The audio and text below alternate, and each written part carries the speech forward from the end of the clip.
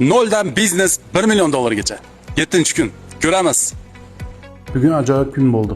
Har kuni oftobda ishlayotgandim. Kamaz kelib, imminda ishlaydigan joyim salqin qilib qo'yibdi. Haraka topkir ishlariga rivoj bergura.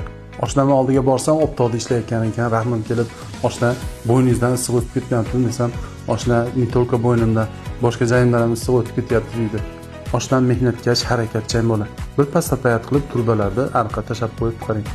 Lapatka bilan kirkani ushab tursam, uzoqdan bitta bola kelyapti. Yonimga kelib, amaki, sizda ish bormi deydi. Ha, sen nima ish qila olaysan desam, shart lapatkani olib, turpani bitta olib, orqaga bir marta tashladi-da, endi menga pul bering deydi. Qo'liga 5000 bersam, yana nimadir demoqchiydi, it ko'rib qochib ketdi. Qoch aka, qoch. Hamma yo'g'im rasuvo qilasan hozir. Qoch dedim senga. Qo'y. Sen so'laging bilasanmi? Juda chataq narsa, tushunyapsan? Hamma yo'g'im almashtirishimga to'g'ri keladi. Qoch. Qoch dedim men senga. Ja joyga tegding senchi.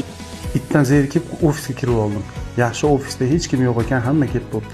Bu ofisimiz menejerlarning ofisi. Qalay zo'r ekanmi? Bunisi esa bizning ofisimiz.